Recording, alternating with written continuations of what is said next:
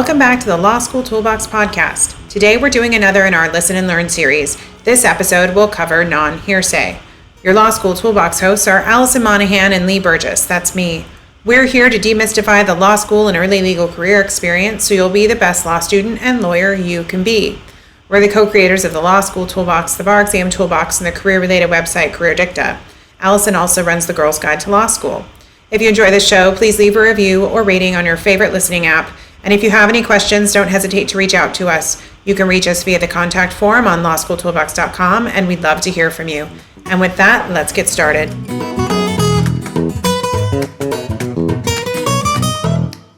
Hello, and welcome back to the Listen and Learn series. Today we are going to talk about a quirky category of evidence called non-hearsay.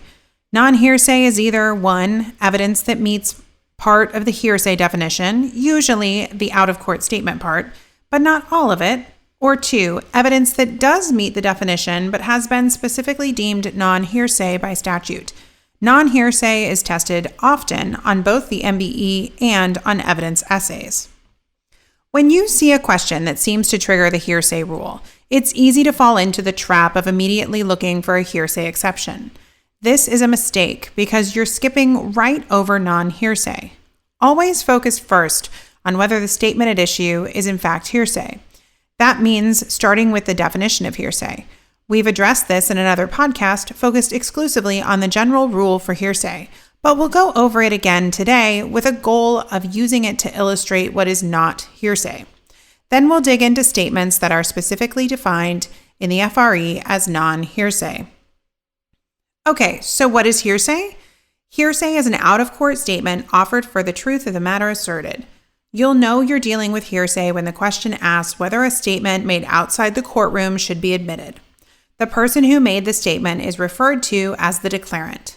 The declarant statement can be verbal, meaning spoken words, written, or nonverbal conduct, provided the declarant intended the conduct as an assertion.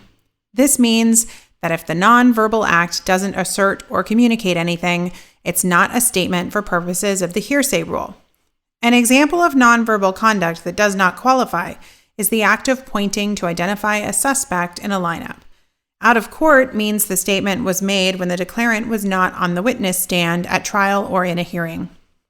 The last piece of the hearsay rule, offered for the truth of the matter asserted, is where you'll find the most non-hearsay, outside of the categories of non-hearsay provided by statute, which we'll talk about in just a little bit. First off, what does it even mean to offer a statement for the truth of the matter asserted? Well, basically, it just means that the party seeking to admit the statement is trying to prove its content. Say, for example, that a witness, we'll call her Wanda, is called to testify at trial that Roger told her that Mary is a thief. If Mary is accused of stealing, Wanda's statement is likely to be offered for its truth, specifically to prove that Mary is in fact a thief. But what if Wanda is testifying in a defamation case brought by Mary against Roger? In that scenario, Mary is likely offering Roger's statement not to prove that its contents are true, but rather as evidence of slander, and it's admissible as non-hearsay. Roger's statement in the defamation case is an example of a commonly tested type of non-hearsay referred to as verbal acts of legal significance or legally operative facts. In such cases, the statement itself, regardless of the truth or falsity of its content, affects the legal rights of the parties. In our defamation example, the fact that Roger said, "Mary is a thief," is legally significant, independent of whether the statement is true, since publication, meaning speaking or writing, of the allegedly defamatory statement to another person is itself an element of a defamation claim. Another type of statement that is non-hearsay because it is offered for some other purpose than the truth of the matter asserted is a statement offered to show its effect on the hearer, such as to prove the hearer's knowledge or that the hearer had notice. To illustrate this type of non-hearsay, let's return to our friends Wanda, Roger, and Mary. Say that Mary instructed Roger to clean up a spill in the aisle of the grocery store where they work. Wanda, who overheard the conversation between Mary and Roger while shopping, can be called to testify to it in a negligence lawsuit by another customer who slipped and fell as a result of the spill Roger failed to mop up. Did you figure out why? Well, because Mary's statement is admissible to prove that Roger was on notice of the hazardous situation. Lastly, a statement offered as circumstantial evidence of a defendant's state of mind is also non-hearsay because the statement is not offered for its truth. For example, imagine if when Mary found out that Roger told Wanda she was a thief, Mary, in a rage, threatened to kill Roger. Roger, fearing for his life, pushed Mary down the flight of stairs. In a subsequent prosecution of Roger, Mary's threat to kill Roger would be admissible to support Roger's self-defense claim, specifically to prove that Roger believed he would be attacked and was reasonable in defending himself. Hopefully you're seeing the common thread here. The key question is why this statement has been offered. If it's not offered for the purpose of establishing the truth of the matter asserted in the statement, then it's non-hearsay. So let's look at a hypo now, which is adapted from the evidence essay on the 2007 July bar exam from California. When we're done, we'll move on to the two types of statements that are specifically defined in the FRE as non-hearsay. Okay, so now for our hypo. Dave brought his Corvette to the local gas station for an oil change. While servicing the car, the mechanic, Melanie, checked the brakes and noticed they needed repair. When Dave picked up the Corvette later, Melanie's assistant, Will, overheard Melanie tell Dave, "I think your brakes are bad. You'd better get them fixed." That evening, Dave, driving his Corvette, ran a red light and crashed into Polly's truck. Polly sued Dave on the theory that Dave hit her truck because his brakes failed, and that Dave knew or should have known that his brakes were bad, and that driving the Corvette under those circumstances was negligent. Polly called Will to testify to Melanie's statement to Dave that the brakes were bad. Should the court admit Will's testimony? Okay, so we can pretty quickly see here that our question asks whether an out-of-court statement can be admitted. We know that Will's proposed testimony would describe a statement made by Melanie prior to the trial where Will is testifying. And we've discussed our next question should always be, why is the statement being offered? What is it being used to prove? Is it to prove the truth of the matter asserted in the statement, or is there some other reason? So let's review the common reasons that statements that would otherwise qualify as hearsay might be offered, other than to prove the truth of their content. We've got the verbal act statements, also known as operative facts. Statements offered to show their effect on the listener or reader, such as to show notice or knowledge. And statements offered as circumstantial evidence of a defendant's state of mind. We also know what Polly's theory of liability is, because the facts spell it out. Her theory is that Dave knew or should have known his brakes were bad, so he was negligent in continuing to drive the car without repairing them. That's a huge clue as to why she's offering Will's testimony. It seems likely then that Dolly wants Will to testify that he heard Melanie tell Dave his brakes were bad to prove that Dave was on notice of the problem. If that's why Polly seeks to introduce Will's testimony, the court should admit it as non-hearsay offered to prove its effect on Dave. Okay, let's move on to the two categories of statements that are statutorily deemed non-hearsay. One are prior statements by a witness, and two, statements of a party opponent. We'll start with prior statements by a witness. Here's the rule to write down under your header. A prior statement by a witness is not hearsay if the declarant testifies and is subject to cross-examination and the statement is 1. Inconsistent with the declarant's testimony and was given under oath at another proceeding, 2. Consistent with the declarant's testimony and offered to rebut a charge that the witness is lying, or 3. A prior statement of identification. To help keep these prior witness statement scenarios straight, I find it helps to make up a quick hypo for each one.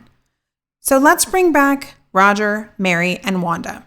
You'll recall that Wanda is our witness in Mary's lawsuit against Roger for defamation. Say Wanda previously testified at her deposition in this matter that she did not actually hear Roger call Mary a thief.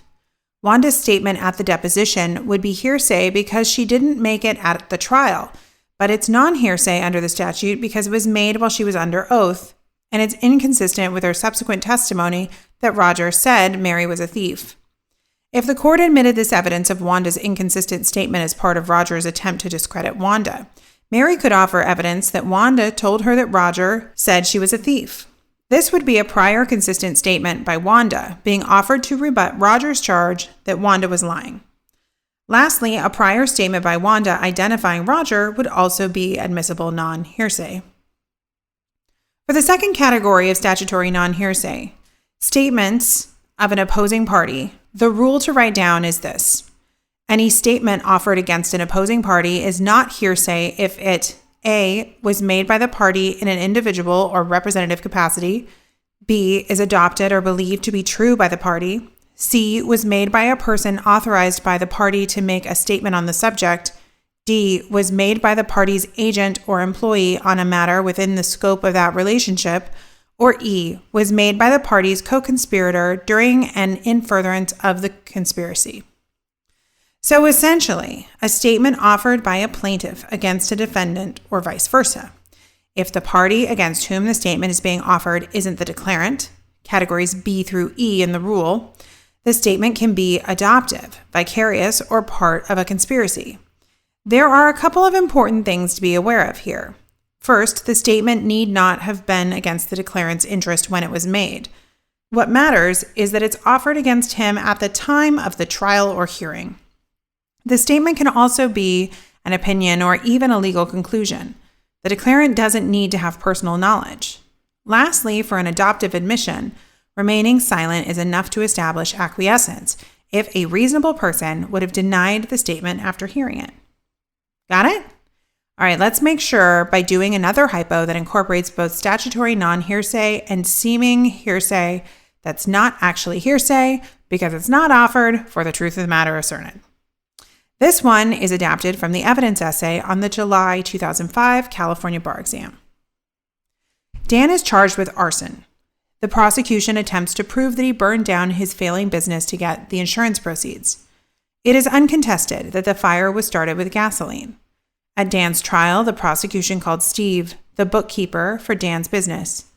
Steve testified that 2 months before the fire, Dan told him to record some phony accounts receivable to increase his chances of receiving a loan from the bank. Steve further testified that he created and recorded an account receivable from a fictitious entity, but the bank still denied the loan. He then testified that 2 days before the fire, Dan again told him to create some phony accounts, but Steve refused to do so. Should the court have admitted Steve's testimony? Let's get to it. Immediately, we see that we have 2 conversations between Dan and Steve made outside the courtroom. So we know we are in the hearsay realm. Always start with a header for hearsay and state the general rule. Then focus on whether the statement at issue meets the definition of hearsay, an out-of-court statement offered for the truth of the matter asserted, with an eye towards why the evidence is being offered. Usually, if non-hearsay is in play, the facts will tell you why the evidence is being offered in pretty plain language. Remember that first typo? The question explicitly stated the plaintiff's theory of liability. Here we are told in no uncertain terms that the prosecution is attempting to prove that Dan burned down the business to get the insurance money because the business was failing. Given that information, it seems pretty clear that Steve's statement to Dan, refusing to set up more phony accounts, is being offered not for its truth, but rather for their effect on Dan, for the non-hearsay purpose of proving that Dan was motivated to burn down his business to get money. Now, what about statutory non-hearsay? We've got an out-of-court statement by a party, Dan, that the prosecution is offering to prove he intentionally burned down his business. This is clearly against Dan's interest in proving he is innocent of arson. Therefore, Steve's testimony about what Dan told him to do is a statement of an opposing party, which is non-hearsay under the FRE. But wait, there's more. Steve is Dan's employee. Remember that opposing party statement non-hearsay can also be vicarious when you have a statement by an employee of the party concerning a matter within the scope of employment that is against the party's interest. This is another basis for admitting Steve's side of the conversation as non-hearsay, in addition to the effect on the listener type of non-hearsay. So hopefully through these examples, you've learned the importance of following an approach to hearsay questions that doesn't skip over the commonly tested non-hearsay. As I said, start with whether hearsay is an issue by looking out for an out-of-court statement that a party seeks to admit. State the rule for hearsay, apply it to your facts, and make a conclusion. If you have an out-of-court statement that is offered for one of the purposes we discussed, verbal act, effect on the listener, or circumstantial evidence of state of mind, you have non-hearsay. If both pieces of the hearsay definition are met, Before you move on to hearsay exceptions, consider whether either type of statutory non-hearsay applies. Then you can address whether any of the many exceptions to the hearsay rule apply. If you need a refresher on those, check out our previous podcast, which covers several often tested exceptions. And with that, we are out of time. If you enjoyed this episode of the Law School Toolbox podcast, please take a second to leave a review and rating on your favorite listening app. We'd really appreciate it, and be sure to subscribe so you don't miss anything. If you have any questions or comments, please don't hesitate to reach out to myself or Alison at lee@lawschooltoolbox.com or allison@lawschooltoolbox.com, or you can always contact us via our website contact form at lawschooltoolbox.com. Thanks for listening, and we'll talk soon.